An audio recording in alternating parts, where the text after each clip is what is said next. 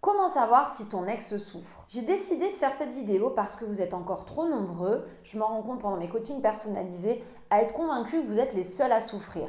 Alors je ne dis pas ça pour dédouaner l'ex et de finalement ce qu'il aujourd'hui vous fait endurer, mais je pense que c'est intéressant aussi d'être capable de déceler si finalement son ex souffre également depuis la rupture, d'autant que ça peut laisser des pistes finalement sur tes chances de reconquête amoureuse. Parce que c'est bien connu, moi je me rends compte, il y a des personnes qui vont se séparer parce que leur esprit leur explique clairement, leur a bien prouvé que la relation ne peut plus durer comme ça, mais ça n'empêche que le cœur est encore bien attaché. Et c'est ce qui souvent d'ailleurs va amener des ex du coup à être en souffrance parce que ils ont eu cette capacité de se dire que il fallait rompre parce qu'ils ne se sentaient plus épanouis à tes côtés, mais que d'un autre côté, ça n'empêche qu'ils sont encore très attachés. Et dans ces cas de figure, c'est plutôt tip top parce que si tu fais bien ton boulot, si derrière tu es capable du coup de rectifier le tir, tu peux avoir un ex qui sera du coup tenté de te redonner une chance puisque les sentiments sont encore présents. Dans cette vidéo, je vais donc te donner 5 preuves qui selon moi peuvent te prouver que ton ex n'est pas si bien depuis la rupture. Alors en complément de cette vidéo, pour t'aider davantage, je t'ai donné la possibilité d'avoir accès à un mail dans lequel je te donne de très bonnes astuces pour aussi savoir comment rassurer ton ex. Dans un cas de figure où ton ex souffre, par exemple, tu peux t'interroger sur pourquoi est-ce que si mon ex souffre, finalement, il ou elle n'est pas amené à revenir vers moi. Très souvent, même si ce n'est pas le sujet de cette vidéo, ça va être parce que l'ex peut avoir peur, tout simplement, que tout reparte comme avant, que finalement la relation ne soit pas mieux que ce qu'elle était quand il avait décidé de la laisser, et décide de rester campé sur ses positions. C'est pour ça que si demain tu es en mesure de mieux communiquer avec ton ex pour justement l'amener à se rassurer te concernant, eh bien tu t'ouvres quand même plus de portes pour une communication positive à venir. Donc c'est très simple, pour accéder à ce complément, il suffit de cliquer sur le lien que j'ai mis en dessous de la description de cette vidéo et tu pourras accéder à ce mail très riche en contenu. Alors si tu me découvres pour la première fois sur cette chaîne, tu comprendras que je suis spécialisée en dynamique amoureuse, notamment en reconquête amoureuse, et que je suis là donc pour te donner un maximum de conseils efficaces pour t'aider justement à obtenir une seconde chance de ton ex.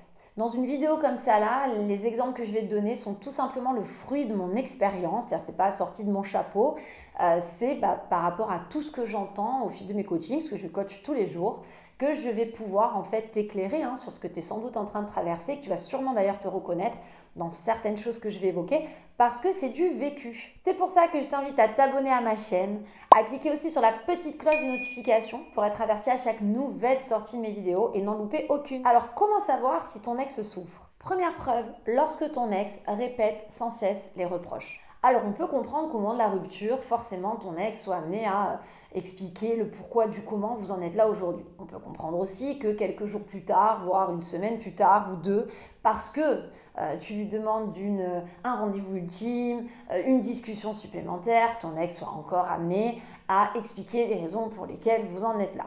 Mais à un moment donné où normalement tout se calme, surtout si tu t'aperçois que tu as su mettre de la distance et que tu ne demandes plus rien à ton ex, tu as affaire à quelqu'un qui continue à répéter les raisons pour lesquelles aujourd'hui vous en êtes là, à te mettre des pics alors que tu n'as rien demandé par rapport à justement ce que tu as fait ou tu n'as pas fait dans sa relation passée, dis-toi que tu as affaire à quelqu'un qui est quand même bourré de rancœur, mais qui dit bourré de rancœur dit sentiment de gâchis.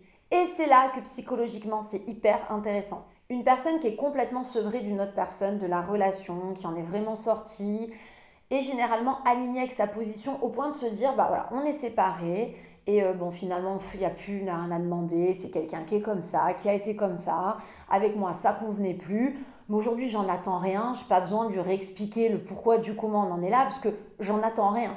Donc logiquement, quelqu'un qui aujourd'hui a tiré un trait, est complètement droit dans ses baskets avec sa décision, est une personne qui n'est pas censée te faire à nouveau des reproches continuellement si tu lui demandes rien.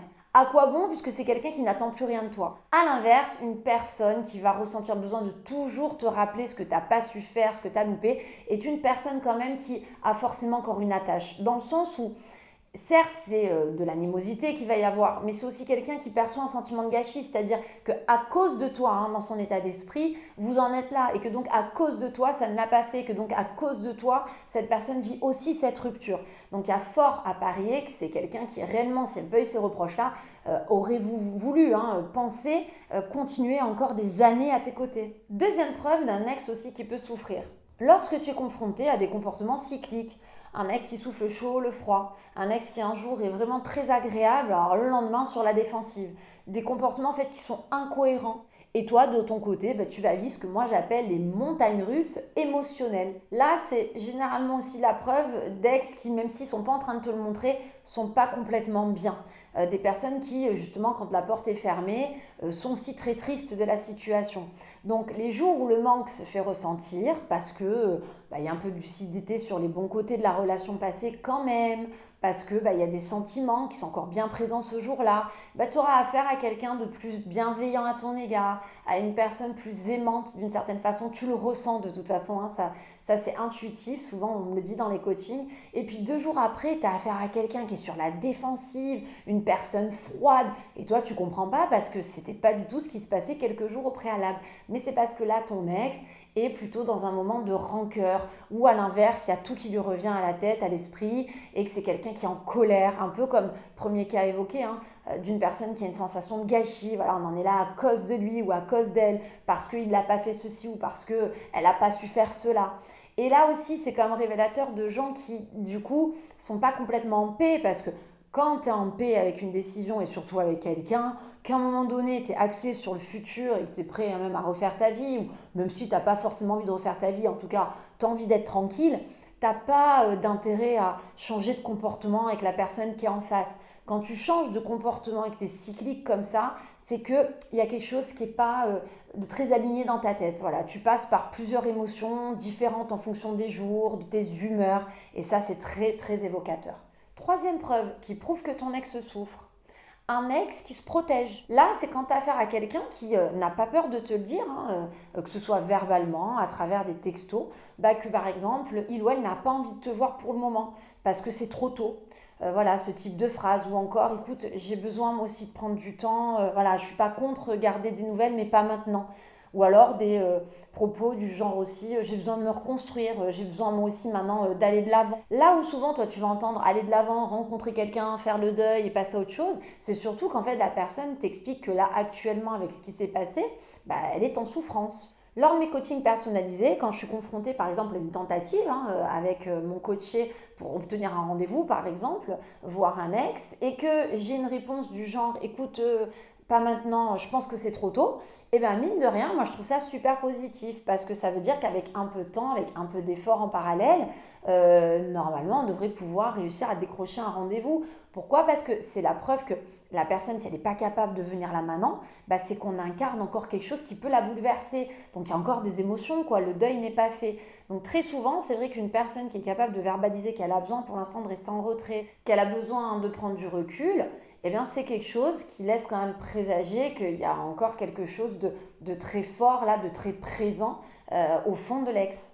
Quatrième signe aussi qui peut prouver que l'ex souffre, plus évident celui-là, quand on apprend que l'ex s'isole. J'en ai pas mal, moi, en coaching. Des personnes qui me rapportent que l'ex, finalement, quand on passe en bas de la maison, les volets sont fermés, qu'on s'aperçoit que c'est quelqu'un qui, finalement, fait plus grand-chose depuis la rupture, que plutôt que de l'avoir partout sur les réseaux sociaux ou en sortie, on s'aperçoit qu'il ou elle fait plus grand-chose. On a aussi des fois l'entourage qui témoigne de ça, d'un comportement plus isolé. Là encore, ça peut être quand même la démonstration d'un ex qui n'est pas en paix depuis la rupture. Alors, ce qui est important aussi, parce que je le répète, je ne suis pas là pour vendre du rêve, j'ai horreur de ça, je suis là pour être objective. Une personne peut tout à fait être en souffrance alors qu'elle décide de rompre, mais pour autant ne pas avoir envie de revenir. C'est pour ça que dans la reconquête amoureuse, tu vas avoir une grande part du boulot aussi à faire pour justement l'amener à changer d'avis là-dessus. Mais on peut tout à fait s'isoler après une rupture et c'est pas quelque chose finalement d'aberrant.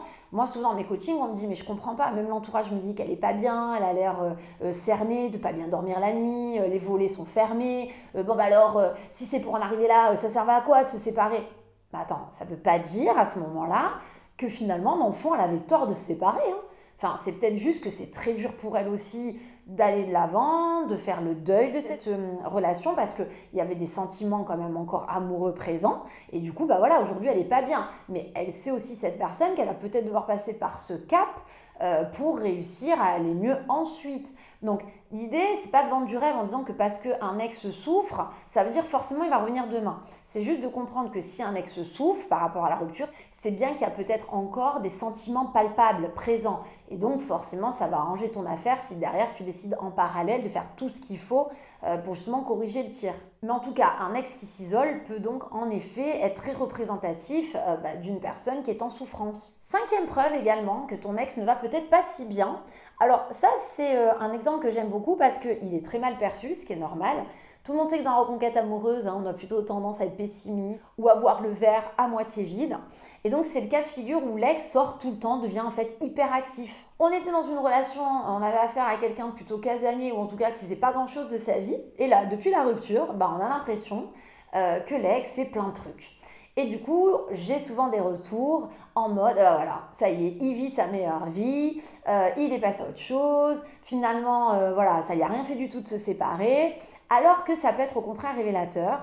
C'est-à-dire que tout le monde ne décide pas d'aller au fond du seau quand ça va pas bien. Il y a des personnes aussi qui ont besoin d'un tremplin. Et le tremplin, c'est ça, souvent, c'est le besoin de sortir, de faire beaucoup d'activités, de s'inscrire au sport, de commencer à revoir des copains qu'on n'avait pas vus depuis longtemps.